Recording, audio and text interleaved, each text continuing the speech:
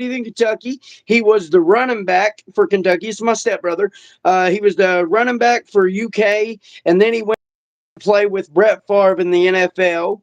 And he brought me back a signed ball. It's pretty cool. I watched him get hurt in a game against the Bengals. He caught a ball and he was running it back against the Bengals. I always thought that was so cool, man. He came from Ashland, Kentucky, and ended up in the NFL. So he didn't let nothing hold him back. He was adopted as a child. Yeah, it was my stepbrother, though, man. Arliss Beach. You can look him up. Check that out. See that that's facts too, man. Yeah, you know what? I'll never get on here and tell you a lie. You can look up my name, dude. It's crazy, and anybody that's ever been strung out on dope, uh, Van Bibber, V8, no DIL. You can check it out. Just look at it on my page. Look at it on my page. You'll see how to spell my name. Yeah, So it's I'll tell you what. So from being on the outside, looking in those dark days.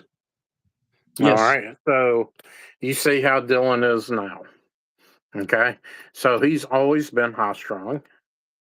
He he's always talked fast, but whenever he was in the worst part of his time, I would try to minister to him, and he wouldn't want to hear anything. So he would do things. He would say things, and just to interrupt what was being said as far as what Christ wanted to get out. So he would block it out by interrupting and throwing other things out there.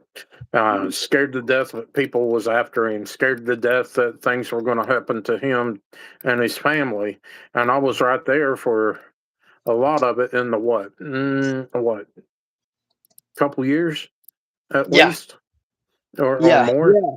and Oh yeah. and and I mean, but me, who I am, who God has turned me into, and the loving person that I am, I've gone and I've picked up the pieces with him and his family, and even at some point in times, I was even the liaison for social services for him and his children.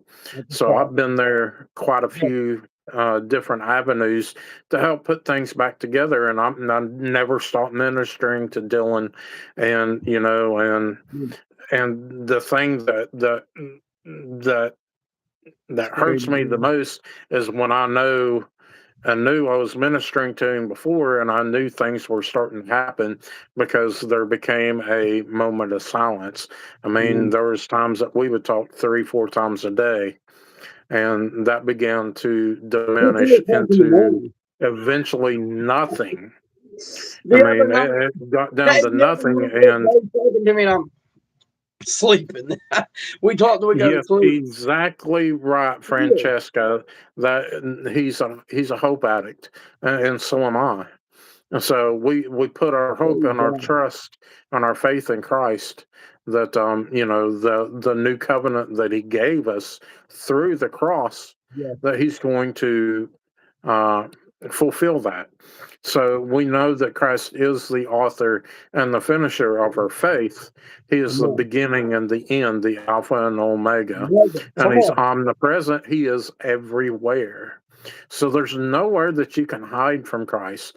You can't bury yourself Yes, in a Francesca. bottle, and get rid of Hallelujah. hiding from Christ. Come You on, can't you man. can't Praise you God. can't dope yourself up and hide from Christ. Hold There's on. nowhere that you can go. Christ knows the amount of hairs that's on your head or isn't on your head.